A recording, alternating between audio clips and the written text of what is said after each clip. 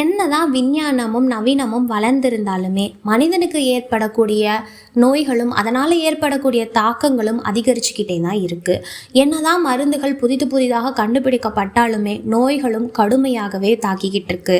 இந்த ஒரு சூழ்நிலையில் ஒரு மனிதன் நோயிலிருந்து குணப்படுத்த அவனுக்கு மருந்து மட்டும் போதுமான்னு சொல்லி கேட்டால் கண்டிப்பாக இல்லைங்க.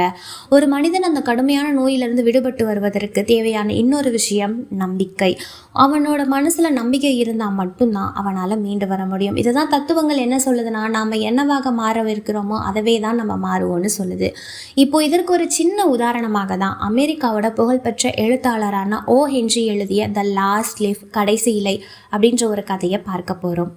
இந்த ஒரு கதையில் 2 தோழிகள் இருக்காங்க, ஜான்சி மற்றும் சூ.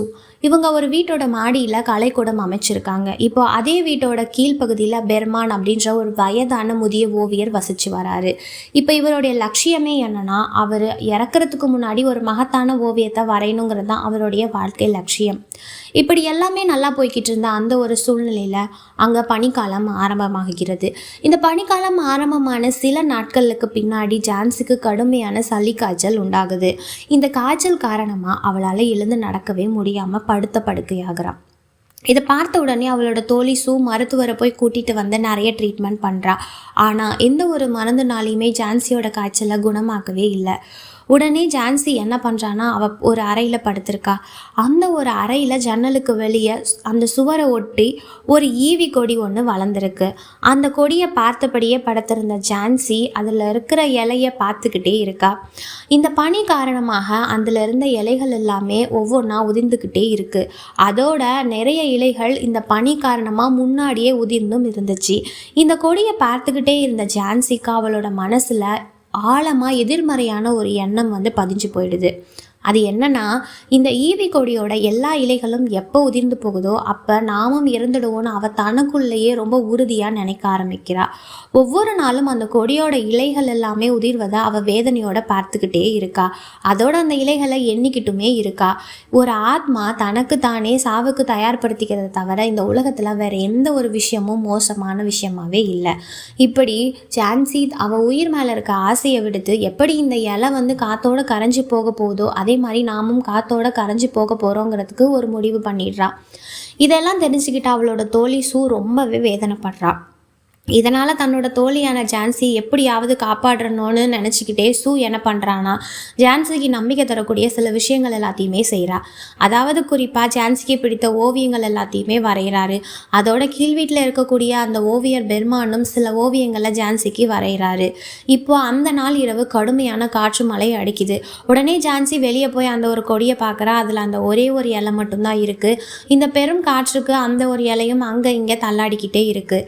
எந்த நொடியும் அந்த ஒரு இலையும் விழுந்து விடும் போல இருக்கு. இப்போ இதையே பார்த்துக்கிட்டு இருக்கா ஜான்சி. உடனே இதை பார்த்து சூ வேகமாக ஓடி அவசர அவசரமாக அந்த ஜன்னலையும் மூடுறான். இதனால் ஜான்சி ரொம்பவே மனசு வேதனை அடைஞ்சு கண்ணை மூடி தூங்க ஆரம்பிக்கிறா. அந்த நாள் ராத்திரி ஃபுல்லாக காற்று மழை ரொம்ப கொட்டி தீத்துது. அடுத்த நாள் காலையில் எழுந்த உடனே அவசர அவசரமாக ஜான்சி போய் அந்த ஜன்னலை திறந்து பார்க்குறா. பார்த்தா ஜான்சிக்கு ரொம்ப மகிழ்ச்சி. அந்த இலையவே பார்த்துக்கிட்டு இருக்கா. ஏன்னா அந்த இலை விதிர்ந்தே போகலை. இதோட சொல்லப்போனால் அந்த இலையோட காம்பு கருகையில் முன்னாடி இருந்ததை விட பசுமையும் ஓரங்களில் மஞ்சள் நிறையுமா பார்க்க ரொம்பவே அழகாக இருக்குது. இத்தனை காற்றுக்கு பின்னாடியும் அந்த இலை விழாதது ஜான்சிக்கு ரொம்ப மகிழ்ச்சியை கொடுக்குது. அதோட அன்னைக்கு பகல் பொழுது முடிஞ்சு அன்னைக்கு ராத்திரி வருது. அந்த மங்கிய ஒளியில் இலையவே ரொம்ப நெருக்கமாக பார்த்துக்கிட்டு இருக்கா ஜான்சி. அன்னைக்கு ராத்திரியுமே ரொம்ப காற்று மழையாக இருக்குது. அப்போவும் சூ வழக்கம் போல் ஜன்னலை மூடுறா. அடுத்த நாள் காலையில் ஜான்சி போய் வேகமாக எழுந்து அந்த கொடியை பார்க்குறா. அன்னைக்கும் அந்த ஒரு இலை அதே இடத்துல இருக்குது. இதை பார்த்துக்கிட்டே இருந்த ஜான்சிக்கு அவளோட வாழ்க்கை மீது நம்பிக்கை வருது. உயிர் பலை போன அவளுக்குள்ளே நம்ப ஆரம்பிக்கிறா. இதனால் நோயிலிருந்து அவள் கொஞ்சம் கொஞ்சமாக விடுபட்டு பழைய நிலைமைக்கு தெரிஞ்சு குணமாகவும் அடைன்றா. இப்போ இதில் ஒரு உண்மையான விஷயம் நம்ம தெரிஞ்சுக்கக்கூடியது என்னென்னா, முதல் நாள் அடித்த காற்று மலையிலே அந்த ஒற்றை இலையும் விழுந்துருச்சு. இப்போ இதை மறைக்கிறதுக்காக அந்த கீழே குடியிருந்த முதிய ஓவியரான பெர்மன் தான் அந்த கொடியில் படர்ந்திருக்கக்கூடிய சுவரில் ஒரு இலையை ஓவியமாகவே வரைஞ்சி வைக்கிறாரு.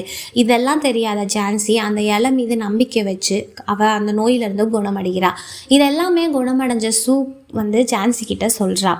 இந்த இலை பார்ப்பதற்கு உண்மையான இலை மாதிரி இருந்த காரணத்தினால தான் ஜான்சி அந்த ஒரு கடைசி இலையை வச்சு அவளோட வாழ்க்கையும் அவளுடைய உயிரையும் காப்பாற்றிருக்கா.